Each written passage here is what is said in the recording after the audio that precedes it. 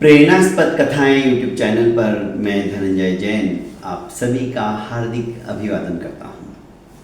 छोटी सी कहानी डीजे की जुबानी।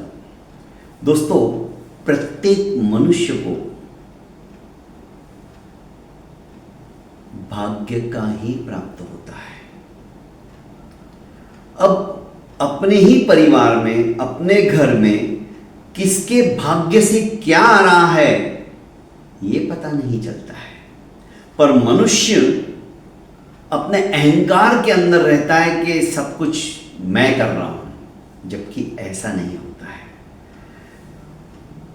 प्रारब्ध का हमारे शास्त्रों के अंदर बहुत विस्तृत रूप से वर्णन किया गया है। छोटे से उदाहरण के माध्यम से मैं आपको अपनी बात बताने की चेष्टा करता हूं, कोशिश करता हूं। एक व्यक्ति था, बड़ा धर्मात्मा। एक बार नारद जी से उसने पूछ लिया कि भगवान, मेरे भाग्य में कितना धन है? तो नारद जी तो अंतर्यामी, उन्होंने कहा कि भाई, प्रतिदिन तेरे को 1 रुपया मिलेगा। यह बड़ा खुश हो गया, क्योंकि 1 रुपए के अंदर तो उसका आराम से गुजारा हो जाता था, उल्टा पैसा थोड़ा बहुत बचता था। खुश हो गया कि भगवान की मेहरबानी है।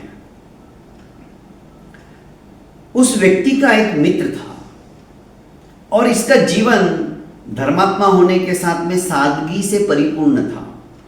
उस मित्र ने कहा कि दोस्त, मैं तुझे कई वर्षों से देख रहा हूं, जानता हूं, तू अत्यंत गंगा की तरह पवित्र है। तेरे मन में किसी के लिए द्वेष भावना भी नहीं देखी मैंने। तू आराम से किसी के मन को दुखी नहीं पहुंचाने का काम करते हुए अपना काम करता रहता है। ये तेरा सादगीपूर्ण व्यवहार मुझे ना तेरी ओर आकृष्ट करके रखता है। तो अपने इस मित्रता को रिश्ते में क्यों नहीं बदल लिया जाए? मेरी इकलौती बहन है, मैं उसका विवाह तुमसे करना चाहता हूँ। वो सुंदर है, सद्गुणों से परिपूर्ण है, अतिथियों का सत्कार करने वाली है, घर आंगन के अंदर कोई दुखियां आ रहा है तो उसका दुख मिटाने में हमेशा तत्पर रहेगी, साधु संतों की सेवा करने वाली है। प्रत्येक स्त्रीयोचित गुण उसके अंदर विद्यमान है। इसने कहा कि भाई, तेरी सब बात सही है, पर मेरी आमदनी सिर्फ प्रतिदिन का 1 रुपया है। उसी के अंदर तेरी बहन यदि गुजारा कर सकती है तो मुझे कोई दिक्कत नहीं। उसने कहा ठीक है, मंजूर। रिश्ता पक्का हो गया। जैसे ही रिश्ता पक्का हो गया, हमारे इसमें अपन आजकल रिंग फिंगर कहते हैं, सगाई हो गई। उसी दिन से इसकी आमदनी 11 रुपए हो गई। प्रतिदिन 11 रुपए कमाने लग गया। नारद जी जा रहे थे। उसने कहा कि नारद जी, आपने मुझे कहा था कि तेरे भाग्य में सिर्फ 1 रुपया है, अब मुझे प्रतिदिन 11 रुपए मिल रहे, ऐसे कैसे? नारद जी ने कहा, क्या तुम्हारे किसी के साथ में रिश्ता तय हुआ है क्या?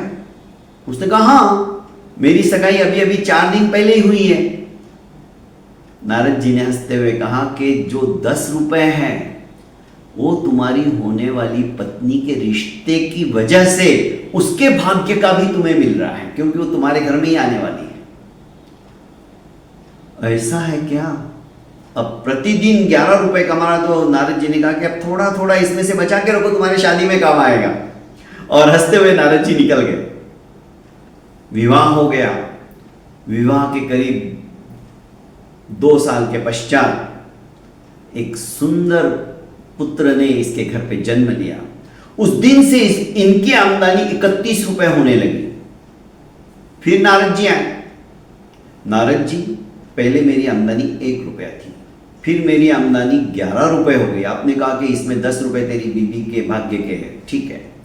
अब 31 रुपए हो गई है, अब क्या हुआ? तो तेरे घर में कोई नया मेहमान आया है क्या? उसने कहा हाँ, मुझे अभी 8-10 दिन पहले एक नवजात शिशु मेरे घर में, मेरा लड़का पैदा हुआ है, राजकुमार जैसा दिखता है। तो ये 20 रुपए उसके भाग्य की। इस तरह से 10 और 20 और तुम्हारा 1, ऐसे 31 रुपए की आमदनी तुम्हें प्रतिदिन हो रही। ये होता है भाग्य। दोस्तों, भाग्य सिर्फ हमारा ही है, हम ही सब कुछ करते हैं। घर का मुखिया मैं हूं, मेरी वजह से ही घर चलता है, भूल जाओ। पता नहीं घर के अंदर किसके भाग्य का हम खा रहे हैं, बोल नहीं सकते। इसलिए दोस्तों, अहंकार मत करो, गर्व मत करो, घमंड मत करो, गुरूर मत आने दो। अरे छोटे से छोटा बच्चा भी यदि हमारे घर के आंगन के अंदर किलकारियां मारने वाला आ गया और उसके भाग्य से हमारी दशा ही बदल गई, हम जीरो से हीरो बनने लग गए, तो समझ लो आप कुछ नहीं कर रहे, आपके साथ उसका भाग्य जुड़ा है। इसलिए उसके भाग्य की वजह से आप दिन दुनिया और रात चौगुनी उन्नति कर रहे हो। बहुत बहुत धन्यवाद दोस्तों। प्रेरणास्पद कथा यूट्यूब चैनल को आपने अभी तक लाइक एवं सब्सक्राइब नहीं किया है तो कर लीजिए और ज़्यादा से ज़्यादा अपनों को शेयर कीजिए। प्रणाम।